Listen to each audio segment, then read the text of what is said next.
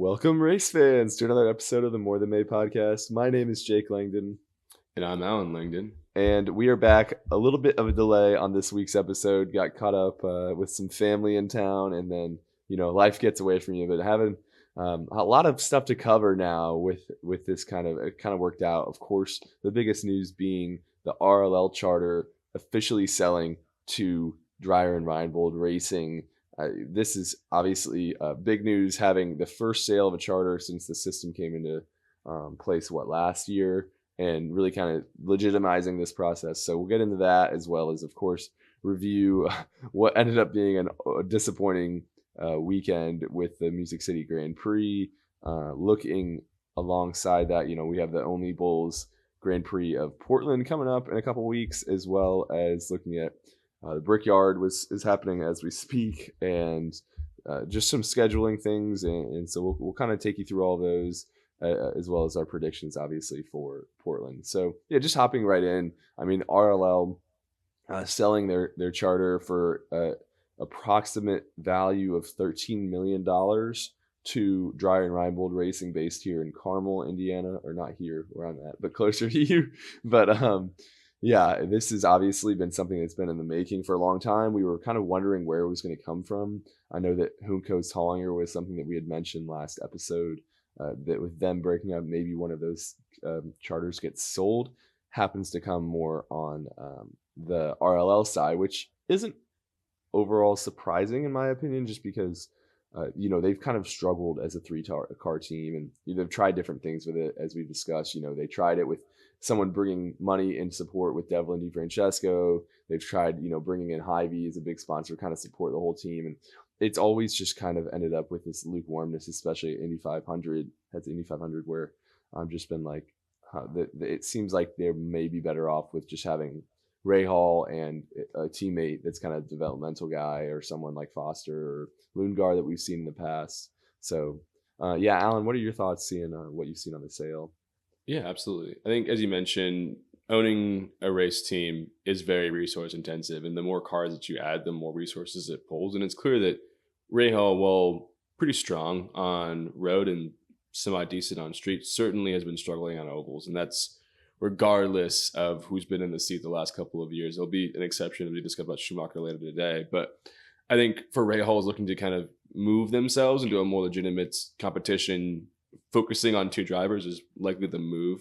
It's also noticing too, though, this has been a kind of a gradual process. So when the charters first came out, they were only allowed 3 per team at maximum. So they actually dropped their fourth driver at the time, and that helped whittle it down a little bit as well. So it's kind of been a popular process. I think the 13 million is significant as well when you look at other programs like Prema that have 2 engine leases and a couple other resources also around the series that allows, again, like a quantifiable number towards what it is. And it also kind of makes it smoother. You wonder, earlier this year at the 500, we're trying to get enough seats, and Able Motorsports, who kind of made a couple comments about how they had resources, they had funding, but like couldn't get the engine and the final pieces to get a car in. So hopefully, while the charters create a finite amount, at least there's a clear path to ownership that helps teams join. And I feel like Dreyer Reinbold, yes, has been part of IndyCar for a long time, but I hope that IndyCar's living in Formula One, where it's less of like a good old boys club or like more elitist. It's very much like it's business focused, which is I think is a better way to look at that in terms of encouraging the teams that are growing. And if a team, again, is eventually struggling, you want to ensure that there's other teams to replace them. The Prema this year has been really a bummer not to have a full field, especially with the 500, but hopefully with more stability, this can help avoid those kind of gaps where engines are just kind of sitting idle. Yeah, and that really gets to the point of, how big should the field be? And for some weird reason, we've landed on 27. For like, I don't really know where that comes track from. limitations is part of that too. Yeah, I mean, but you would have thought like ones an even like 28 or something. Yeah, I don't know. Or just round down to 26 to make it more comfortable. But yes. 27 is what the number of charters after the OEM charters kind of come into play. But I guess those, I don't know if those will be bought or sold or how those will work. Maybe they'll be treated differently. But yeah, apparently some of the sale price also goes towards IndyCar. I don't know how true that is, but I've seen reports online directly to them. So yeah, overall it's like the field. This will be the first time we've had a one car team since Carlin Racing So yeah, really, since we've been doing the podcast, it's really, there hasn't been much change in the way of what teams have been in the sport. Obviously, you've had a million drivers, but now this has also led to a situation, just scrolling through every week when I'm doing the stats for the average finish, you see so much less turnover on the drivers year to year, and even during the season, especially. You talk about Dale Coyne rule, right? And even with them, you can have 3 different drivers in the same car in the same year. Since that was put in with the charter system, they haven't had a driver change in the middle of the season. Really, nobody has since, I guess, the drama with McLaren a few years ago, but that was still pre-charter. So yeah, it's been really interesting to see that kind of stability come in, where you don't have as much silly season in the middle of the year like we've had earlier on when we were doing the podcast with Daly getting kicked out and Hunter Ray coming in, and that obviously anyway, with Dreyer and Reinbold, they were full-time in 2012, from 2000 to 2012, and then they actually have one win back in 2000 with Robbie Buell at the Walt Disney World track. So yeah, they've obviously, I think everyone who follows IndyCar is familiar with them. I mean, if anything, they make a pretty big impact with Indy 500 every year. But the most interesting part of this is that it seems like they're going to enter with a technical alliance with RLL and switch to Honda. So that to me is like, obviously the Chevys are more reliable qualifying wise at the Indy 500, but you wonder if they're putting something that they've become so good at stake for the general, talent of the whole season, right? Yeah, I mean, as you mentioned, they've been pretty competitive, and I'd say punching above their weight in a lot of instances, being a 500 only team the last 4 or 5 years. And that is certainly a risk. And I guess if you're looking at the 500 as the crown jewel, partnering with RLL might be the single worst team consistently performing at the 500. But they're also doing this to be a full-time team. And if you want to be a full-time team, clearly Honda has won the championship, the last 6 times in a row, namely with Palou. Well, I think 4 out of the last. I think Power won a championship between Palou's 5. Because wouldn't Dixon be in there too somewhere? Well, Dixon won in 20, and then it was Palou, Power, Palou. Okay. So then, so certainly Honda's been successful longer term. And yeah, I think Dreyer Reinbold is a smaller team, but has been around the series long enough that I'm confident in their resources and ability to kind of rejoin. I think it's interesting too, the timing, given the recent passing of Dennis Reinbold. And I think even before the passing, or even before his cancer diagnosis kind of went for the worst, there was already talks about this happening. So that's not a surprise, but I think a really cool way to honor his legacy, to get back in the series in a more full capacity. Yeah, and really what I think is interesting is, they're going to Honda, but Connor Daly seems to be the guy they're penciling in for this seat. And obviously, Connor been around the sport for a long time. I think both of us here, we've kind of gone back and forth with our perception of him. I mean, overall, the guy, I appreciate how he's always working so hard to get into the seat, and he's such a big advocate for this sport. But there is he kind of has his limitations, and that's kind of who he is. And at times you're just kind of, you'd like to see someone a little bit more exciting come into the car when it comes to like, oh, what is this person going to do, and how it like someone younger, or just, there's so many guys that should have an opportunity to race in IndyCar, but it's so hard for all of them to get a spot, especially with the fact that Connor brings a lot of sponsors, and obviously a lot of people in Indy are so familiar with him that he's more likely to make it around. So yeah, what are your thoughts on Connor likely being the guy here? No, I agree. It's kind of one of those things where, his ceiling, Connor Daly's going to do. He's going to perform well on most ovals, especially the 500, but he'll kind of be mid points. And I think if you're a new team, it's not the worst decision for your first year, given that the leader's circle is $1 million plus on the line. And if you want a guy that can kind of protect you from that, I mean, the alternatives are like a Mick Schumacher, Stingray Robb, and those guys that are all woefully in and under the winner's circle threshold. So I could see it from a financial standpoint of you don't want to go into your first season already down in loss of money. I think as a general fan, it is unfortunate because there is so many drivers. I mean, we always talk about Linus Lindqvist being the first one who are more than qualified and eligible to perform at a high level and have the potential to really compete much higher than a Daly who's really kind of met his ceiling. Now, I was going to note that like Daly's raced for almost every single team, but he actually already has raced for Dreyer Reinbold, so that's that box has already been checked as he did race for 500. Funny enough, he almost ended up racing for Penske this weekend as a relief driver. Obviously, David Malukas had a crazy weekend, so I guess we kind of transitioned that into this. So, of course, the Borchetta Bourbon Music City Grand Prix, one of the most anticipated races I can remember on my side of things. I would say the one I was most excited about in a long time outside of the Indy 500, and just completely gutted with the rain delay and having to race it the next day. It was just, I'm sitting there after the World Cup, great game, fun, and the trophy ceremony keeps going on and it keeps going on. And I'm like, I was checking Twitter and I obviously could kind of see the writing on the wall, but after they, I just so frustrated at, kind of ruined my mood for Monday. I don't know if I would have been good to do the podcast, that I was so frustrated with how everything worked out. I ended up missing most of the race because obviously I was at work. Like I couldn't watch it.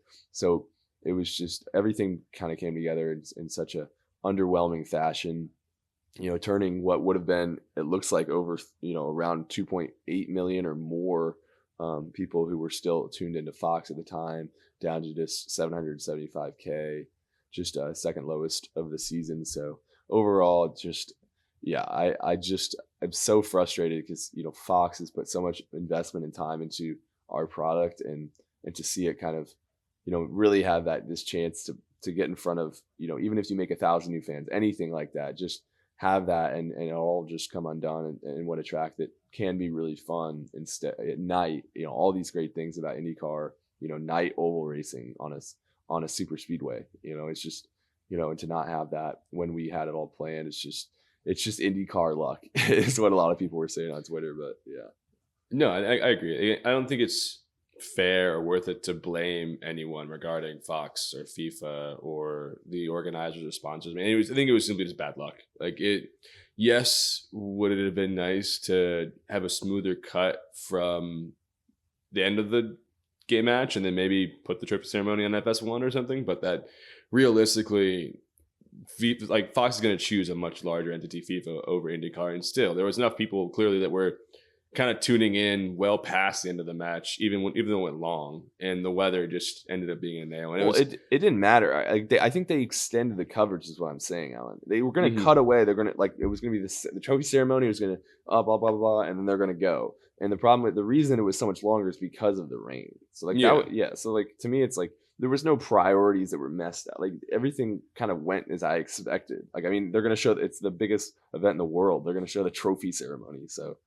But in that, I think too, Fox did a really good job. I was impressed, at least with their engine material. Unfortunately, didn't get fully utilized, but the comparisons of where all the drivers are from the globe, the soccer player comparison to IndyCar drivers, I think they really put a lot of intentionality into trying to grow the sport, and it ended up materializing. The irony too is, despite all of the headwinds and the first Monday race since 2018, it's still and then wasn't since Pocono in 28. Despite all of that, it still wasn't the worst performing race this year on ratings. Jake, you want to take a guess on what that one was? The Indy GP, of course. But that's another weird one because it's on a Saturday, and it's just kind of an odd time and underwhelming race. Usually it was obviously it was a lot of fun this year. It was one of the best races we'd seen, which is unfortunate that it had that low of viewers. But anyway, of course, Alex Palou comes in there, hands everyone, just eats everyone's lunch. Of course, back up to 83-point lead. But really, I thought the most intriguing storyline of the weekend was David Malukas. Wrecks in practice leading up to qualifying on Saturday, and goes straight to the hospital with this knee injury. If you watch the replay, you can actually see his knee breaking on the steering wheel. The whole steering wheel broke. That's how much force was. I think it fully left the car. That steering. And then I think worth noting, those things are the most expensive part of that car. You could combine all the fenders and wings. There's so much technology in that device. That is not a. I don't know if it left. I'll have to show the replay, but it was crazy. But he ends up going to the hospital, get that knee checked out, misses qualifying. They thought about throwing Daly out there, but there was really no point. You know, he already had a engine grid penalty, so he's got to start far back anyway. So they get him out for practice later that day, and he ends up being okay. And now you have like this Penske team with a busted ankle and a busted knee, and then Schumacher, his wrist I believe is messed up, and yeah, we've had a couple guys. Rossi still has a little bit of lingering injury with his ankle and wrist. So I'm like, there's just so many injuries. I think Grosjean is even going through something right now. So I think it's with a quick note too that Maluka started 25th, but he could have started 24th as Graham Rahal's car stalled during his qualifying attempt. And I guess I didn't realize it until watching the broadcast, but each driver has like a 6-second clock from like start to launch on the track. And if you miss that window, then you're done. So as I pan over like that shot clock type thing, like Graham's car just full stalled. I mean, those cars weren't going to be fast in the oval anyways, but just really shows how unfortunate that team has been on ovals, despite Graham performing pretty darn well. 11th in points right now outside of that, but just looked to be a miserable day for him, getting lapped multiple times. Well, yeah, I mean, the weird part was that Mick Schumacher had the best day of his career in a day that Graham Rahal looked, I mean, all the problems with RLL and the ovals all came together and won and hit him hard.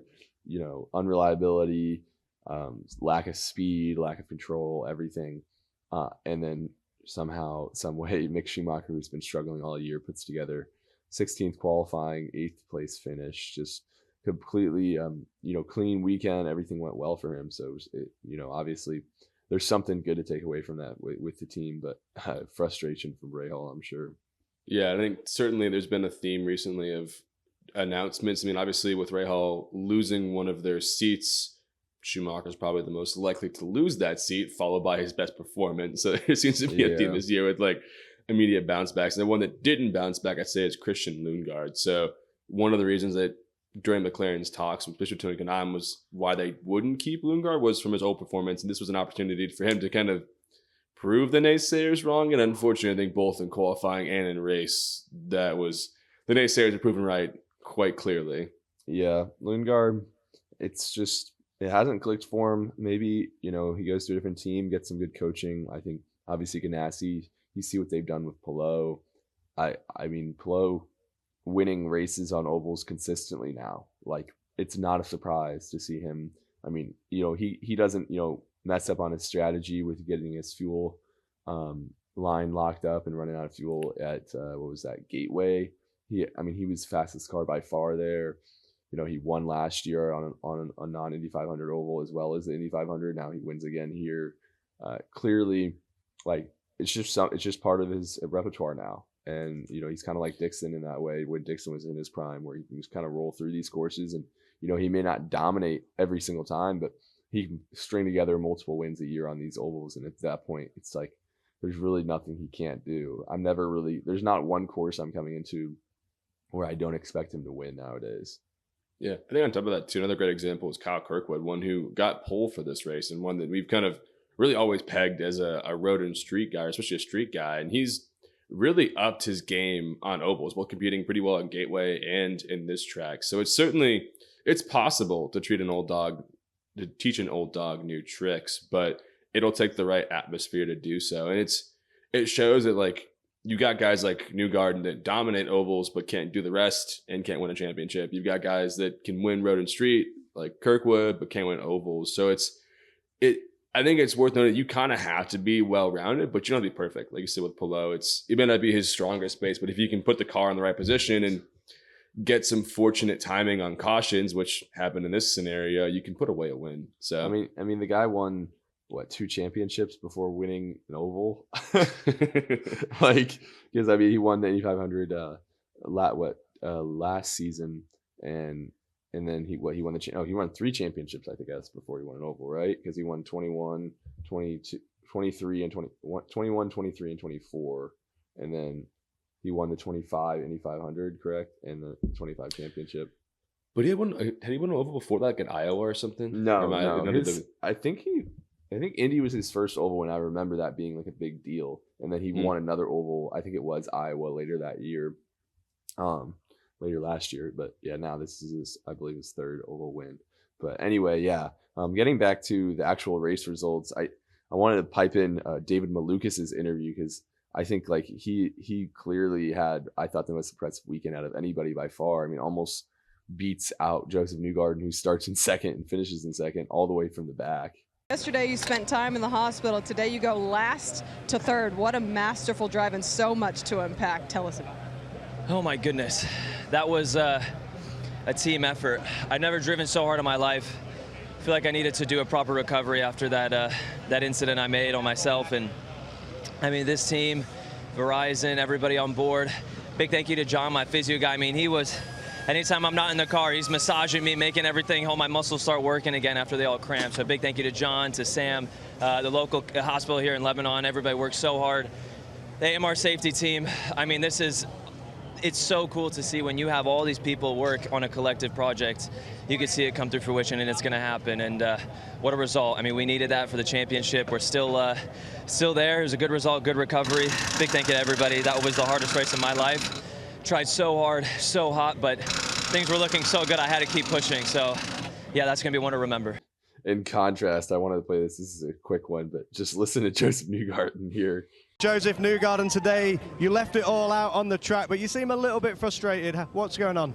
Yeah, good job by this demo crew, Team Chevy. You know, it's just what we had today, so we'll finish second and go to the next one. Couple of weekends off now. What are you going to get up to in that time? Just rest, man. Get ready for the next one. Thank you, Joseph.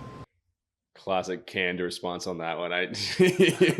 We've commented before about his ability there and his lack of, and I get it, it's frustrating, but I will say, I mean, from a raw talent perspective, I was impressed that Palou was able to outdrive Newgarden. Newgarden's one of his greatest skills is short ovals or in ovals in general, just because he understands the physics so well about how to make your opponent stay in dirty air and really own that part of the racetrack. And Palou did that. I think he had different, he had played the high line, he played the low line, and Newgarden just couldn't get a window into there. So I think certainly, well, Newgarden's frustrated. I don't think it was I think the cars were both equal. I think Palou just really drove well. Oh yeah. I mean, I think obviously, you know, outside of the Indy 500 where he was able to get that great pass on Marcus Ericsson last year, just the ability to continue mature on the ovals. That's what's so scary about him. That this is his fifth win this season. Yeah, he continues to evolve. Getting better because this is a car that qualified fourth. It was slower than Joseph Newgarden. It seemed like all weekend, whether it's practice or you know, highline practice or qualifying, everything. And yet, obviously, he got in front and it was hard to pass. But that was partially because of how well he was managing everything, like you said, with the dirty air and just not letting Newgarden get a good draft on him. So yeah. I was so impressed by that. And then go back to Malukas, I think, to your point, and you could tell he was fatigued, and it's worth noting that the race was supposed to be a bit longer this year, like a new trial format, but with the weather conditions and the Monday race, they decided to revert back to the original, I think, like 300 miles or so. Mm-hmm. But even then, you could see a lot of guys were just absolutely gassed. I mean, you're talking about like, it's an oval, but you're basically physically on every single turn, keeping that car on track and well, it's so dang hot at that time of day too. But so certainly the physical toll was there, but for Malukas especially, because part of the reason he got in this spot was an unconventional strategy in the sense that he started on blacks, went about 40 laps longer, so skipped that first window with Kyle Collette's wreck, kept rolling with it, and really kind of dominated that second half stint where you could see that obviously the car didn't qualify, but in the last practice before race day, he was top of the timing table. Was not, I think a lot of guys are there tuned up, but certainly the car had, and it did show the potential of being a fast oval drive. And I think those two combined put him in the right spot. And then there's just a couple more cautions to the line that made, again, it was a dice roll, but certainly he had to hold on to a car much longer than anyone else had to on tires that may have been suboptimal. Yeah, I mean, he was able to kind of he just cut one stint off of this race compared to the rest of the top 10 there. So pretty cool. Unique strategy, worked out for him really well. But in a day where it was a little harder to pass, it definitely seemed to be the best option for him. But yeah, I think just listening to the difference in mentality and positivity between Malukas and Newgarden is really telling. It's really showed in just how they performed the last few years, and especially just the last few months here. Newgarden, I think has continually just been so frustrated by whether it's his injuries or his shortcomings at the 500 the last couple of years. And now just, I mean, this has really been the only thing that he's been able to hold on to is wins and short ovals. And if he's not doing that, then it's like the Joseph Newgarden that we once knew begins to slowly fade more and more. And I think that's something that people really like. There's just not enough discussion about. Is like, this guy used to be competing very, very much on every course on the schedule. I mean, not necessarily winning, but he would hold his own on road and street courses across the schedule and win a lot of them. And now you really don't see him on podiums even outside of short ovals. And when you don't perform as well as you want there, it's just, I think it weighs on it even more. No, absolutely. And you talk about with the 500 being the crown jewel and 2 of his wins, double DNFs. So I think it's certainly something that, like, it's got to be weighing on you mentally that each of these races you're kind of expected to perform. And when you don't win, that's got to hit the confidence a bit, especially when you're, I think, he's probably top 10, if that, in points simply because of those wins. So certainly not competing in what's right now. And let's not pretend that Penske has open heart into keeping preferred drivers. I mean, he's cut Elio and Pagenaud and so many other guys. Will Power is a perfect example from last year. Like, not to say that he's going to be chopping block just yet, but it's fair to be nervous if you're a Newgarden, because Penske has a pretty short memory on these sort of things, and there's hundreds of drivers that are dying to get those spots. So it's something that's certainly, like, you got to have that confidence and then keep the success rolling, because that clock's always ticking.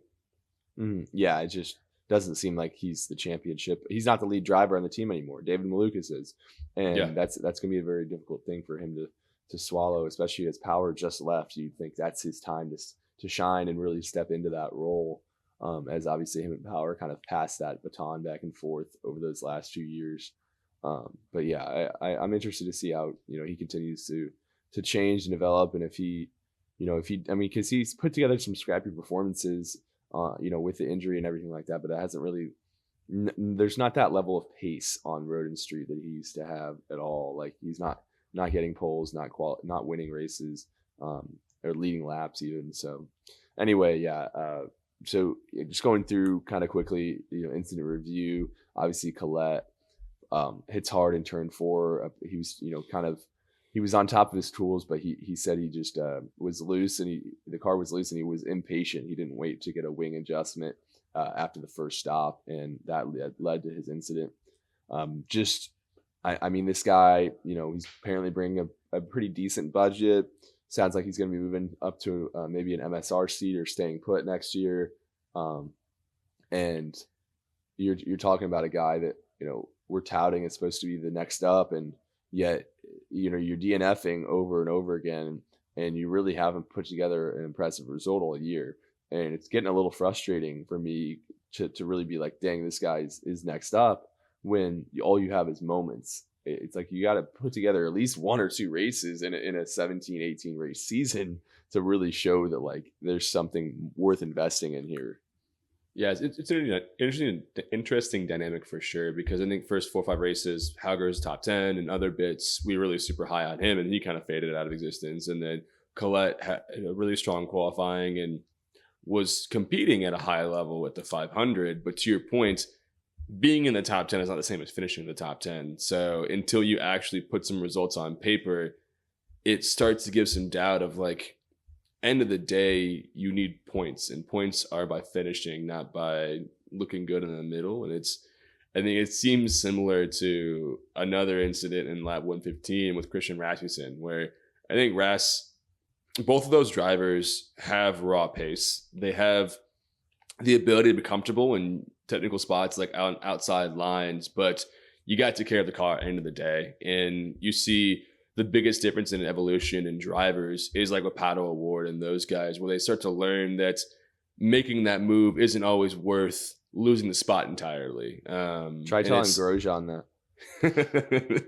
Well, Grosjean's in the back doing it anyways. But yes, it's certainly like it takes a bit of maturity, and clearly these guys are still young, where they're making those trade-offs but not realizing, like, what's worth it and what's not. I mean, it's tough to be impatient and wait that extra turn or lap to pass somebody. But when you, in Rasmussen's case, results in hitting a wall and ending your race, it's not worth it. So it takes time. And I think both kids got raw speed, but it is hard when I think, especially at this time of the season, Collette should be looking at results, not looking at flashing moves if he really wants to make a push for another team next year.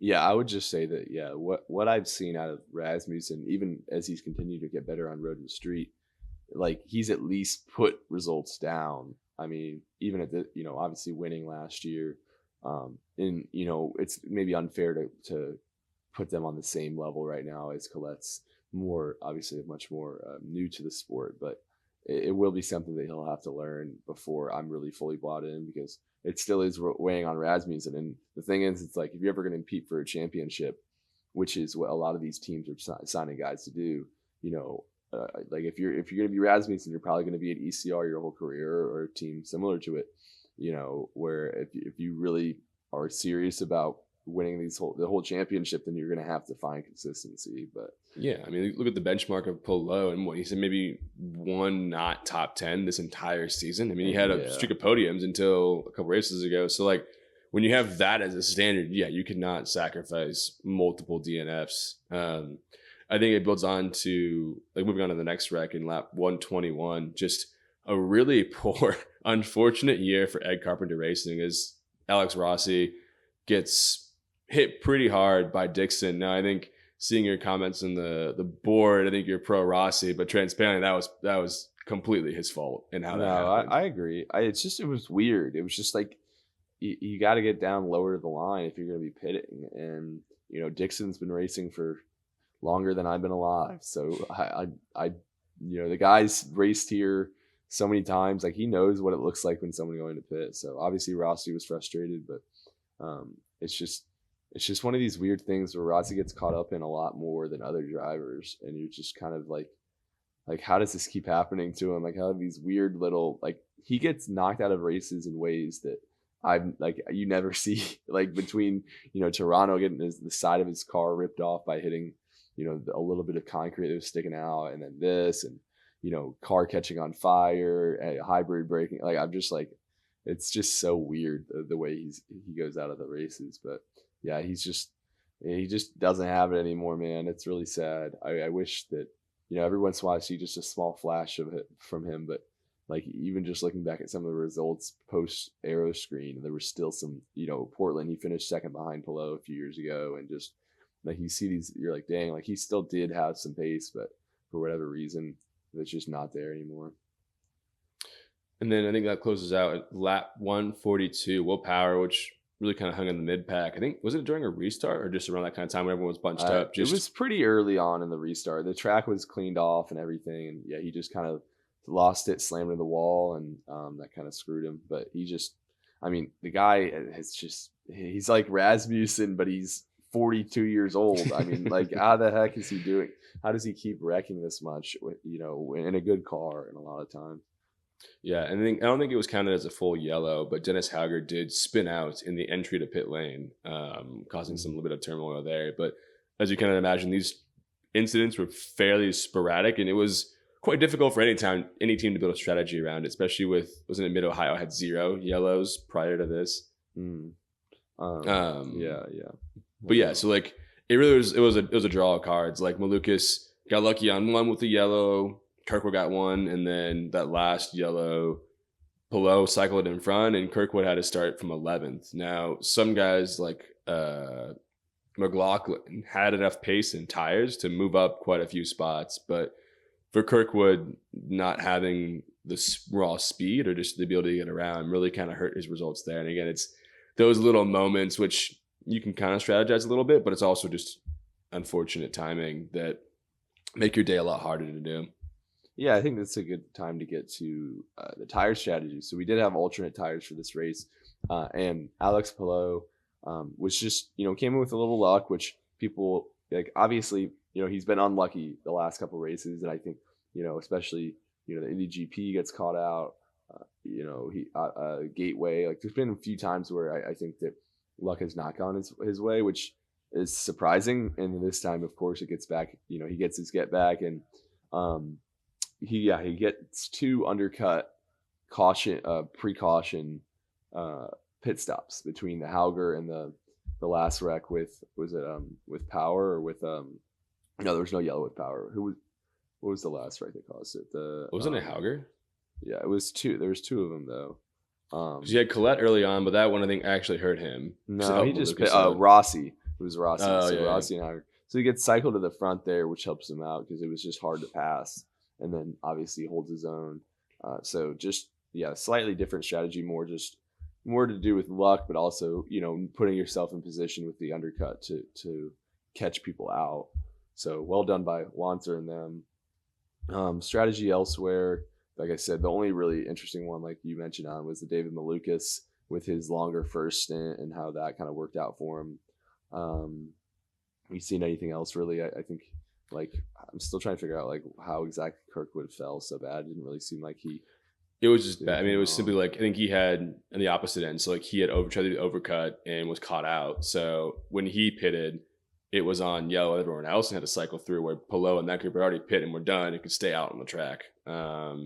And there's one more it was interesting because McLaughlin also got caught out and a couple other drivers, and he was able to move up. But I think simply because the Penske's were just that much faster in traffic, where that Andretti car just wasn't as fluid. So he made a couple spots, but not enough to get out. Because I think McLaughlin was also in the 10th, 11th spot and moved up to 4th. So just a situation of pack racing. And I think even Malukas was struggling in traffic. I know when he had that first long stint, he ended up getting caught behind. Was it Rahal or Stingray Raleigh? That was, he had a dump earlier in pits because it was moving. I think from a passing standpoint, it still wasn't terrible. We had 395 passes and 246 per position. So it wasn't like some of those previous ovals with a hybrid where literally everyone was getting backed up in traffic. There were still moves being made, but there's still some instances where even Rahal being 4 or 5 laps down was still an obstacle to get past without super ease. Yeah, so that kind of wraps up our coverage of the Borchetta Bourbon Music City Grand Prix for this year. Really, a few shout outs standings wise. I mean, obviously, Mick Schumacher was really the top level guy. I mean, Kip Simpson had a fine day. Siegel with a P11. VK we thought looked amazing at times. Just kind of fell back there at the end. I don't know exactly. He qualified well, didn't he? I think he was in that same group. He looked. I mean, he was up there in the top 10 for a while. Maybe he just burned out his tires a little too much. I think he cut out with the same group as McLaughlin and Kirkwood. Similar strategy there, but once again, fast 12 for Venus VK, out qualifying the heck out of that car and really showing some oval prowess. So hopefully these things are being noticed as there's a lot of seats up for grabs in silly season. Yeah. So. VK, of course, but outside of that, pretty standard day. But really, this transitions us into what I think is the most pressing issue right now, which is the scheduling for next year is starting to kind of materialize, and even for 2028, there's a lot of discussions, and this is the first place that I think people have been talking about is what are we going to do with with Nashville. Because, on one hand, you have the street race in downtown Nashville that we put a lot of effort to get together in the first place and has been a really big event. But it's Crashville. It's not a great race, but it's still, it's fun. It's just a different type of racing. And then you have another super speedway, the second longest track on the schedule, and a track that, there's just not a lot for any car to choose from. It's to not race here, but it's in Lebanon, all the way in the middle of nowhere. And obviously attendance is kind of fluctuates. There's some years where it's good, some years where it's, not so good, but I don't know. What do you think they should do? It's tough. I think if there is a way that we could throw in another oval, whether it be like a Texas or a Pocono or a Michigan or something else, I'd feel more comfortable dropping it. And it's a challenge. Do you want to cater to Nashville Street, which I think as an attendee in 2022, it was fun. It was kind of like a Vegas or Miami type thing where it was more about the extracurricular activities, the concerts, the proximity to Nashville and Broadway and all those things. It was fun.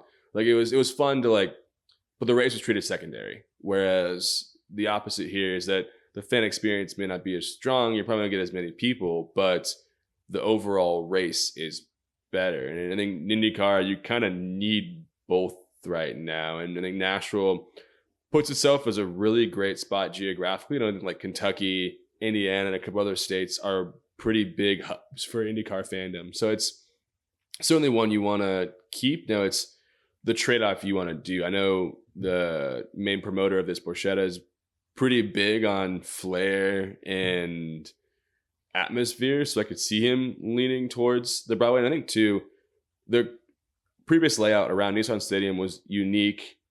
The bridge was cool, but it was crash-filled. There was a lot of high in the sky ideas about moving that track a little bit to the other side of the river and putting it on Broadway itself, which I think that would be pretty darn cool. And you could leverage a lot of like the outdoor and rooftop spaces of those bars to really make it a premier experience. But you're still going to have to battle with like most street courses outside of like a Long Beach and St. Pete aren't very well equipped for racing. So I don't know if there's been an answer, honestly.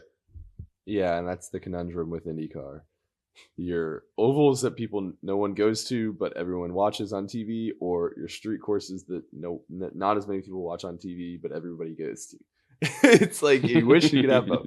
Indy's like the only place that has that balance, and you would hope that maybe if you get back to a Pocono or Michigan or even Kentucky, right now I still think if we could somehow buy there and get that, I know we're gonna me and you, Alan, we're gonna buy it. We're gonna turn it around. I mean, it's not impossible. Look at Milwaukee. I mean, that was a track that was pretty derelict and they always race in Milwaukee. It's not like Kentucky where there's literally like weeds growing out the track right now. We just but anyway, that's kind of that's the first domino for next year we've been thinking about. There's also some news came out from CNN that Fox / IndyCar paid up to $35 million to run this race at DC here coming up, and crazy number for with free admissions and all this. Like obviously they're not necessarily looking for return on investment on that from an actual monetary perspective, just because of that. But I just find that interesting to see that much money thrown around when it feels like a lot of time the money is very tight around here. So I don't know if that's more of a Fox thing or what exactly led to that. I think there's a lot of fact. I think honestly, one of the biggest line items in that budget has to be the marketing. I think seeing multiple ad placements, I think I saw that more than I saw like Borchetta or the Portland Grand Prix. Like they've been peddling it hard at the point of like, I'll be in lunch conversations at work and I mentioned IndyCar and their first association is DC, which is I think both good and bad. Like, I mean, you're going to have to, it's going to be more of like a spectacle. And with the 250th, you kind of have a unique opportunity to leverage it. But I think from a fan perspective, my concern is that like you're putting a lot of money and attention into a race that I've got very little hope is going to be like true IndyCar or a good race. It's going to be cool. I think it's going to have a lot of great photo opportunities and an atmosphere, but I don't expect this to be like anywhere in our top 10 list come end of season for like best race. Now, I could very well eat my words, but I just don't want this to be the race that like we draw everyone's attention to and then they realize, oh, this is kind of boring. Like, you know what I mean? Mm-hmm. Yeah. And what's interesting about this race too is that it was one of the representatives from Penske has been talking, and apparently the mayor as well as President Trump have been trying to get them to sign a long-term agreement, like a multi-year agreement to come back. So obviously this has been kind of touted as a one-off event, but if it does find itself some more stability, obviously we need more financial support than we're getting this year, but I wonder how the event would change. Like obviously, as a one-off, like they're kind of throwing everything together super quickly, and we just have no idea on anything. Like the race layout looks very average. I mean, it's fine, but I like you said, I don't really think it's going to produce some great racing, but it could still be entertaining. So yeah, that'll continue to develop for the foreseeable future. But on top of that, there's Markham is another interesting one to look at. It's Penske Corporation president Bud Denker. So yeah, we've kind of gone through like St. Pete is announced it's going to be the second week of, or the March 5th through 7th, so a week later than it used to be. They're going to be with trucks as well. We haven't confirmed Phoenix yet, but it seems like that's probably coming back. Arlington's back in mid-March. Long Beach is back. Obviously, Indy GP 500. Detroit, Laguna Seca is also going to be the finale again. So a lot of stability in the schedule, but sadly, it seems like the death of the street race in downtown Toronto with this Markham news. I mean, I kind of assumed that, but essentially, yeah, Denker said that the town put 8.5 million USD into repaving everything and getting the race ready for the race here in Markham, Ontario. And on top of that, it's a 5-year deal, but they also have committed to even more so. Obviously, not an agreed rate yet with a bond. IndyCar issued them a bond, so I don't know exactly how that works, but either way, that's a race that I really hope is good because it seems like our commitment there is way more long term than anything with DC. Yeah, and it's interesting too because like with the whole reinvestments with the repaving and bits like that, like obviously if we're going to race, you want it to be done well, and clearly they're committed to it. So it's tough because I think you certainly you don't want them to half-ass it again, and I think clearly they aren't. So you go back to the same conversation with Nashville. It's not going to be in downtown Toronto. You're not going to have a hotel overlooking the middle of the track. But I think transparent. I don't know how far Markham is from center Toronto, but if it does create good racing, that's the key focus. So. Yeah, and then of course our buddy Mark Miles is talking about international races again, which always goes swimmingly. So we have it seems like 2028 is a target for I don't know where. I mean, you got anywhere between Surfers Paradise in Australia, Brazil, Colombia is trying to get a race now. Japan, obviously the Motegi Oval's gone, but maybe there's other options there. Of course, Spain, down in Barcelona where the Spanish GP is being held every other year now. That Mexico, was Mexico. I didn't even have that on.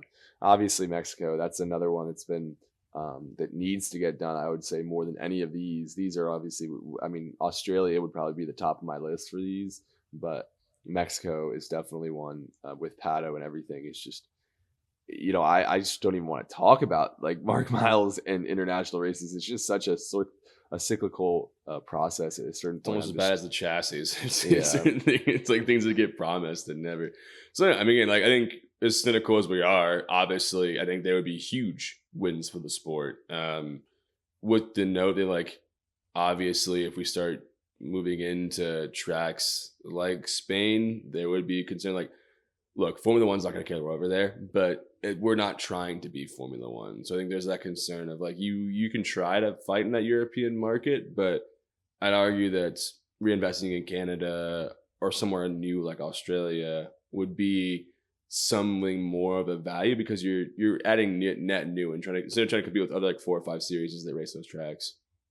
Yeah, I mean, I think we're going to go international, to F1 markets. I think the best way to do it is to try to find ovals. Obviously that's easier said than done, but if you were ever gonna try and run anything in IndyCar outside of the in Europe, it would, I mean, to me, it would finding some way to run an oval would be I think the best way to market the sport, because that's really what differentiates it and makes it cooler than F1, among other things, of course, but that's the main thing. But yeah, so the schedule seems pretty stable for the most part next year. It's just a matter of if we're going to get 17 or 18 with that DC race coming back or not. There doesn't really seem to be any prospects of new races until the new chassis, as well as not really any buzz on new ovals. It seems like Richmond may be in a couple years, but that's really the only one. Obviously, Phoenix was a success this year, so hopeful to be back there. So last thing before our preview is NASCAR is actually, of course, at our home course here, the Brickyard 400, and we're not there, and we're, NASCAR is just something, I kind of want to just have a dialogue with you real quick. Why is it such a lackluster crowd? Why, is it a crown jewel? Our experiences with it, this guy on the junior series just did a burnout on the bricks. And you have people on both sides on Twitter, like big names, journalists, everything, saying like, oh, it doesn't matter. You don't need to like respect that, or like, oh, like, this is a big deal. Like you shouldn't be doing that. And it's so funny to me. But well, yeah, what are your thoughts on that first off? Yeah, I think the most unfortunate part about NASCAR at the Brickyard and their complaints about it is blaming the track.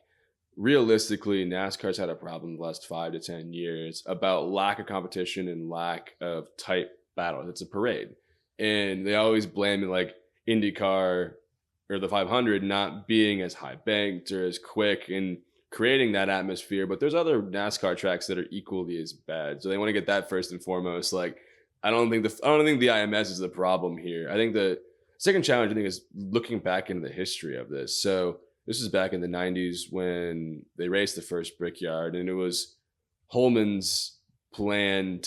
George's plan to do this as kind of a way as NASCAR is growing. And I think selfishly, as IndyCar side of the fence, that really kind of sucked because you took a lot of IndyCar fans that were already kind of bruised and battered from the split and then handed them on a silver platter a different series that also ran ovals. So I think that certainly creates a lot of tension between both communities and what you see like on Twitter, where there is that kind of battle where I don't think NASCAR respects the IMS. They treat it as like they understand like the procedure of the course, but they don't value it to their own extent. And that's where it's kind of tough. Like I think we treat the 500 as like a privilege, and they treat it as like a expectation or like a birthright. Where it's just another thing on the list. It's just, exactly, it doesn't carry any weight. And like Bubba Wallace was saying, like how it's just another race to him. And it's like, to me, it's like having the chance to win at the Brickyard used to mean something to these NASCAR drivers because it's something they grew up caring about. And Indy 500 was, one of the races you'd watch. And it's like, oh, like people are saying, oh, the culture of it. Like I was watching some former NASCAR driver talk about like, oh, the history. We were racing in the Southern 500 in the 50s and all this. I'm like, you've been racing here for over 30 years. Like that still counts as history. So I don't know. To me, like the aero package when NASCAR was at its prime was barely good enough to produce good racing here. And at the current iteration, it's just horrible. But yeah, the burnout on the bricks is just a sign of just the lack of overall understanding, I think, of really what makes Indy special here. It's all about the tradition, the ceremony, everything like that. And they kind of just let it, the kissing on the bricks started with a NASCAR driver, and the fact that like there was tradition being built from NASCAR, and now you come and, you were saying the tickets, you were looking to go this weekend. The tickets were what, $50? $50, yeah, for GA, and that's I think equivalent, even more so than the 500. That's it's about equivalent. Yeah, so there's not the same.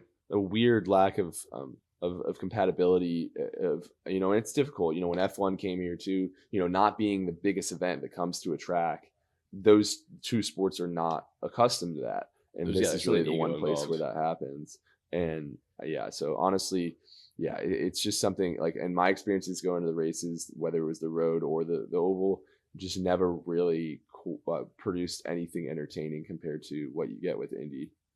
Yeah, and I think it's funny because I feel like NASCAR gets so personally offended by that like there's an oval in the world that is better for a different series, and we talk all the time like how they repaved Texas, they repaved Iowa, that like are more advantageous to NASCAR, and IndyCar still performed decent on those. And you look at Phoenix this year where I'd say mopped the floor with them. And it is unfortunate that there's such this like division and that NASCAR has this kind of ego around it. Again, they used to be a top series, but we were just looking here, they're not anywhere near that anymore. And I wouldn't say that IndyCar is up there either, but it doesn't make sense to have this infighting between two American series all because one isn't as popular, neither are as popular as they used to be in the 90s. So it's unusual and it's unfortunate because I think this is a great opportunity to kind of build those synergies. And you see Fox kind of having to play the middleman now. And with races like the doubleheader in Phoenix and the truck series in St. Pete, there's plenty of room to have two series in America that can do ovals. And to your point, it's okay that if NASCAR's best track, like if IndyCar is the crown jewel in this event, like they can have trying to think like Darlington or Charlotte, whatever other ovals they have, like they can have, it doesn't have to be like a NASCAR is the biggest event in every single track they go to. Yeah, and I don't know. To me, it like kind of wrap this up, but it's just NASCAR has continued to lose audience still, and IndyCar is slowly gaining. I mean, but it's been more about NASCAR losing. I mean, NASCAR is really. I mean, the TV contract they have is worse than ours. They're drawing. I mean, obviously there's still a way bigger following, but with actual TV viewership is only around 1 to 2 million more a race than us typically. So, yeah, it's fast. It'll be fascinating to see how. I do think that like we're competing to the bottom at this point, because I mean we're talking about these sports we're competing on such a high level, tens of millions of viewers at times in the 90s, internationally even with us, and now we're both very niche sports within the American zeitgeist. So anyway, just to go through, we've been going a little long here, but we're going to get through the Portland preview quickly. So we got our title sponsor, the Only Bulls Grand Prix of Portland. This is going to be on August 9th at 4 p.m. Eastern, of course, on Fox. I would say this is not a course that we're particularly, pumped to see on the schedule every year, but it's pretty some fun racing. Last year with Will Power was a lot of fun, with him winning, and then Lundgaard and Palou battling it out. And yeah, I don't really remember much outside of that. I think Palou and Power have kind of handed it to everybody since COVID. But yeah, so Power has the most wins here since we came back in 18. And Palou's got 2. Scotty Max got 1, and Sato has 1 with RLL. I love a little Sato road course win. But yeah, this is it was originally raced in 1984 with Al Unser Jr. He also has 3 wins here along with Michael Andretti, so it's 3-way tie with Will Power that I'm sure Alex Palou will beat in a few years. But yeah, so pretty standard dedicated road course. The kind of the most interesting historical fact is that it's had 2 of the closest Indy road course finishes of all time, including a Michael Andretti being passed by his father and losing by 0.07 seconds, and then Mark Blundell, Gilles de Ferrand, and Raul Boesel all finishing within like 0.05 seconds of each other. So hopefully we get that kind of race, but overall, it was a kart race for a little while and then fell off the schedule, as a lot of the races did that we race now. But yeah, any notes there, Alan? And then, kind of hop into predictions. No, the outside of it, you mentioned, this is, I think, Palou's one of his strongest tracks, and his favorite track on the series. And his current average finish is 3.8, which is actually kind of average for some of his preferred tracks, which is pretty crazy. Don't even talk about it. But yeah, I think it's one that like I wasn't necessarily following much outside of doing the podcast, but it still has enough like opportunities in tight corners to make passes, so worth a watch. Yeah, so hopping into predictions, I guess I can give you a start off as my favorite. Rahal actually has done really well here, average finish of 8. Obviously not picking him for anything. That guy's not winning anything anytime soon, I don't think, but maybe I'll eat my words. There's not a lot of great options that, if you look at the average finish here, like McLaughlin has been so underwhelming the last few years. Rosenquist might be a good underdog pick. Herta is gone. Favorite it's kind of difficult. I might just throw out Christian Lundgaard just because, he hasn't done anything crazy here, but I mean, the guy's been dominating on road courses all year. So yeah, I'll go with him. I think, bounce back after a bad week at the Oval. Yeah, I agree that the numbers don't look very appealing for anyone outside of Palou. And I had a similar thought. I remember correctly, was it this track or another one towards his back half? Using that Power won last year. Just kind of swallowed. This was they won 2. He won 2 races towards the end of the year, I believe. But this was like the one that was kind of like, I think he had a quote where he's like saying like he's it's been a great run with us at Penske and all this, and this was like kind of him like saying like I still got something in me. And he still got one more in me. It's like Vince Carter. But yeah, this was that big race. That was what kind of sticks in my memory with it. So I think is enough to say that Power is certainly on my list for favorites. He's had another rough year at it. There's been spots of goodness, but a track that he's capable of winning even at this age, I think is still worth putting him in contention. Yeah, I totally understand that. I just, you know, he's just been so all over the place this year, but I guess he was last year too, and he was still able to win here. So maybe that's a good window in there. For underdog, Rosenquist has done really well here, and he's obviously been competing for a lot of race wins this year.